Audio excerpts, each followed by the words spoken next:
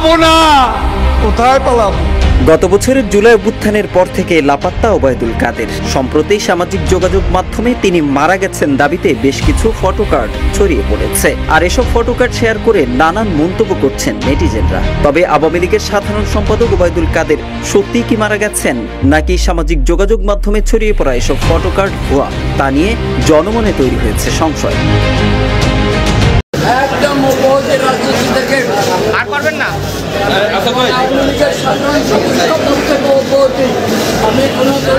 রাজধানীর কাফরুল থানাধীন বিআরটিএ অফিসের পেছনে রাস্তায় গুলিবিদ্ধ হয়ে আতিকুল ইসলামের মৃত্যুর ঘটনায় সাবেক শিল্প প্রতিমন্ত্রী ও মোহনা টেলিভিশনের চেয়ারম্যান কামাল আহমেদ মজুমদারকে গ্রেপ্তার দেখানোর আদেশ দিয়েছেন আদালত।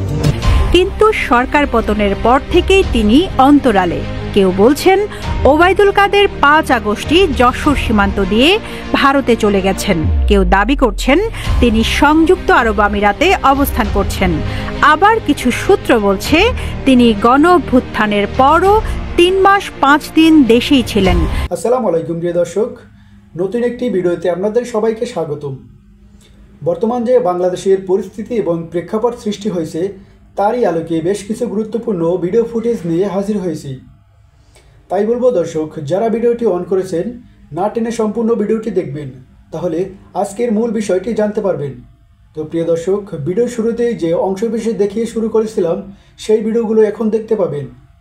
তার আগে বলবো, প্রতিদিনের আপডেট নিউজ দেখতে চ্যানেলটিকে সাবস্ক্রাইব করে পাশে থাকা বেল আইকনটি অন করে দেবেন, তাহলে প্রতিদিনের আপডেট নিউজ সবার আগে দেখতে পাবেন।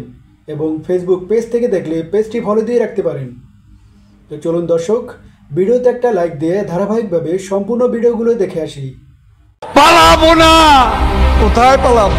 গত বছরের জুলাই অভ্যুত্থানের পর থেকে লাপাত্তা ওবায়দুল কাদের। সম্প্রতি সামাজিক যোগাযোগ মাধ্যমে তিনি মারা গেছেন দাবিতে বেশ কিছু ফটোকার্ড ছড়িয়ে পড়েছে। আর এসব ফটোকার্ড শেয়ার করে নানান মন্তব্য করছেন নেটিজেনরা। তবে আওয়ামী লীগের সাধারণ সম্পাদক ওবায়দুল কাদের সত্যিই কি মারা গেছেন, নাকি সামাজিক যোগাযোগ মাধ্যমে ছড়িয়ে পড়া এসব ফটোকার্ড ভুয়া, তা নিয়ে জনমনে তৈরি হয়েছে সংশয়। কলকাতার একটি হাসপাতালে মারা গেছেন আওয়ামী লীগ সাধারণ সম্পাদক ওবায়দুল কাদের শীর্ষক শিরোনামে চ্যানেল 24-এর নামে প্রচারিত ফটোকার্ডটি পর্যবেক্ষণ করে দেখা যায় এতে চ্যানেল 24-এর লোগো এবং এটি প্রকাশের তারিখ হিসেবে ২৮ ফেব্রুয়ারি ২০২৫-এর কথা উল্লেখ করা হয়েছে। রিউমার স্ক্যানার জানায় সংবাদ মাধ্যমটির ফেসবুক পেজ, ওয়েবসাইট কিংবা ইউটিউব চ্যানেলে সাম্প্রতিক সময়ে প্রচারিত ফটোকার্ডগুলো পর্যবেক্ষণ করে এমন কোনো ফটোকার্ড খুঁজে পাওয়া যায়নি। অর্থাৎ চ্যানেল 24-এর এই ফটোকার্ডটি ডিজিটাল প্রযুক্তির সহায়তায় সম্পাদনা করে তৈরি করা হয়েছে।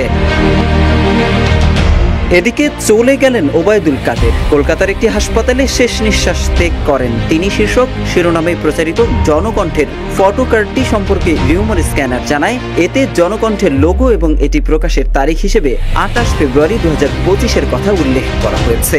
উক্ত তথ্যের সূত্র ধরে জনকণ্ঠের ফেসবুক পেজে কোনো ফটোকার্ড খুঁজে পায়নি রিউমার স্ক্যানার। তাছাড়া গণমাধ্যমটির ওয়েবসাইটেও উক্ত দাবির বিষয়ে কোনো সংবাদ বা তথ্য খুঁজে পাওয়া যায়নি। এটিও সম্পাদনা করে প্রচার করা হয়েছে।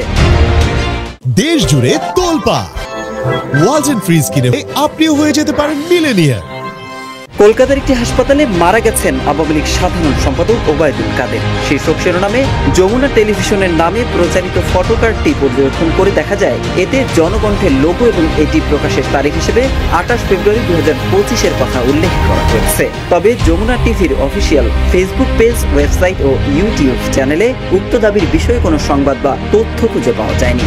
রিউমার স্ক্যানার জানায় যমুনা টিভির আসল ফটোকার্ড পর্যালোচনা করে আলোচিত দাবিতে প্রচারিত ফটোকার্ডের ছবি ও ফ্রন্ট ডিজাইনের সাথে অমিল খুঁজে পাওয়া যায়। অর্থাৎ যমুনা টিভি এমন কোনো ফটোকার্ড প্রকাশ করেনি। পাশাপাশি এ ব্যাপারে কোনো তথ্য অন্য কোনো গণমাধ্যমেও পাওয়া যায়নি।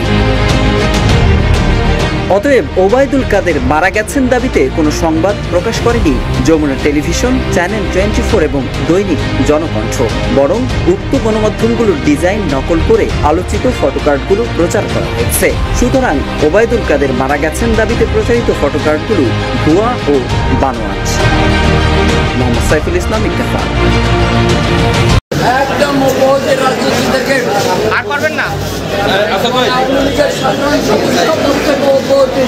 আমি কোনো দলীয় রাজধানীর কাফরুল থানাধীন বিআরটিএ অফিসের পেছনে রাস্তায় গুলিবিদ্ধ হয়ে আতিকুল ইসলামের মৃত্যুর ঘটনায় সাবেক শিল্প প্রতিমন্ত্রী ও মোহনা টেলিভিশনের চেয়ারম্যান কামাল আহমেদ মজুমদারকে গ্রেপ্তার দেখানোর আদেশ দিয়েছেন আদালত। এদিকে গ্রেপ্তার দেখানোর শুনানিতে কারাগারে পড়ার জন্য ডিজিটাল কোরআন শরীফ চেয়েছেন কামাল আহমেদ মজুমদার। এছাড়া চিকিৎসার জন্য প্রয়োজনীয় ওষুধও চেয়েছেন তিনি। বলেছেন তিনি মৃত্যুর আগ পর্যন্ত আওয়ামী লীগের রাজনীতি করবেন না। সোমবার সকালে তাকে অন্যান্য আসামিদের সঙ্গে আদালতে হাজির করা হয়। এ সময় মামলার তদন্তকারী কর্মকর্তা তাকে গ্রেপ্তার দেখানোর আবেদন করেন। তখন বিচারক এ মামলায় তাকে গ্রেপ্তার দেখানোর আবেদন মঞ্জুর করেন। শুনানির এক পর্যায়ে কামাল আহমেদ মজুমদার কথা বলার জন্য হাত তোলেন। পরে বিচারক তাকে কথা বলার অনুমতি দেন। কামাল আহমেদ মজুমদার আদালতকে বলেন, আমার ৭৬ বছর বয়স, আমার চোখে সমস্যা ৭০% নষ্ট হয়ে গেছে। আমার পরিবার সম্পর্কে কোনো খোঁজ খবর নিতে পারছি না। আমি মৃত্যুর আগ পর্যন্ত আওয়ামী লীগের রাজনীতি করব না। রাজনীতি থেকে ইস্তফা দিলাম। আমি আওয়ামী লীগের কোনো পদে নেই। এখন থেকে প্রাথমিক সদস্য পদ থেকেও পদত্যাগ করলাম। কামাল আহমেদ মজুমদার আরো বলেন, কারাগারে ডায়াবেটিস চেক করার জন্য ডিজিটাল কোনো যন্ত্র বা ওষুধ দেয়া হচ্ছে না। এমনকি পবিত্র কোরআন শরীফও দেয়া হয়নি। একের পর এক মামলা দেয়া হচ্ছে, একের পর এক নির্যাতন করা হচ্ছে। এই বয়সে আমার উপর জুলুম চালানো হচ্ছে। তিনি আরো বলেন, আল্লাহকে ডাকা ছাড়া আর কোনো উপায় নেই।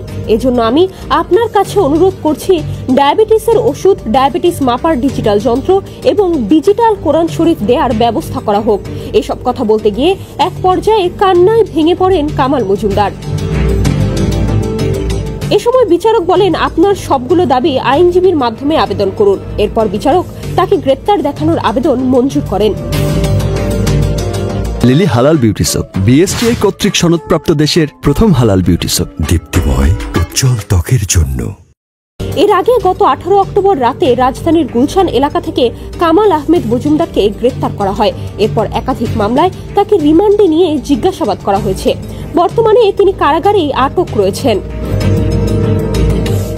ডেস্ক রিপোর্ট, সমকাল।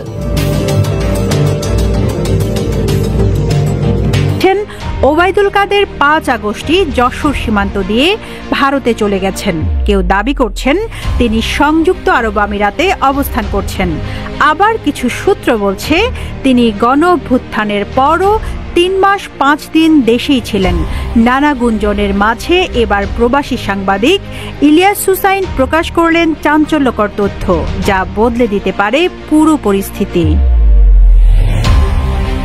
সোমবার সকালে নিজের ভেরিফাইড ফেসবুকে দেওয়া এক পোস্টে ইলিয়াস হুসাইন দাবি করেন তিনি ওবায়দুল কাদের দেশে থাকার খবর জেনেছেন। পোস্টে ইলিয়াস লিখেন, অত্যন্ত বিশ্বস্ত সূত্রে জেনেছি ওবায়দুল কাদের দেশে আছেন। তিনি দেশ ছেড়েছেন কিংবা মারা গিয়েছেন, এসব খবর পরিকল্পিতভাবে ছড়ানো হচ্ছে।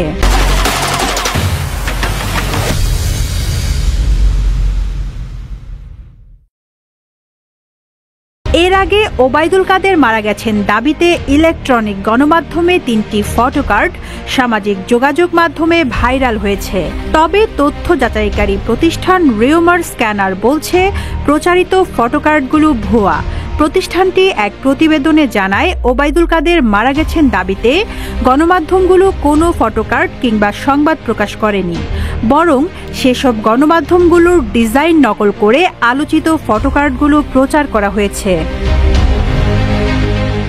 এই বিষয়ে অনুসন্ধানে আলোচিত ফটোকার্ডগুলোতে উল্লেখিত দাবিগুলোর সত্যতা যাচাইয়ে প্রাসঙ্গিক একাধিক কিওয়ার্ড সার্চ করেও গণমাধ্যম কিংবা সংশ্লিষ্ট অন্য কোনো নির্ভরযোগ্য সূত্রে ওই দাবিগুলোর সত্যতা পাওয়া যায়নি।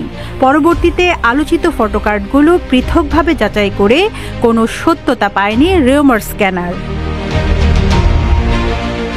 এদিকে বিভিন্ন গণমাধ্যমের খবরে দেখা যায় ভারতে আত্মগোপনে থাকা আওয়ামী লীগ নেতাদের ধারণা জটিলতা এড়াতে ওবায়দুল কাদের দিল্লিতে থাকতে পারেন, কেননা আত্মগোপনে থাকা বেশিরভাগ নেতাই তার খোঁজ নেওয়ার চেষ্টা করছেন। তারা কলকাতায় অবস্থান করছেন। এই নেতারা আওয়ামী লীগ সরকারের পতনের জন্য ওবায়দুল কাদেরকেই দুষছেন। এজন্যই কলকাতায় ওবায়দুল কাদেরের সঙ্গে নেতাদের দেখা হলে বিব্রতকর পরিস্থিতি সৃষ্টির আশঙ্কা রয়েছে বলে জানান পলাতক নেতারা। অবশ্য কেউ কেউ এখনও বলছেন কয়েক দফা সীমান্ত পার হওয়ার চেষ্টা করেও ব্যর্থ হয়েছেন ওবায়দুল কাদের।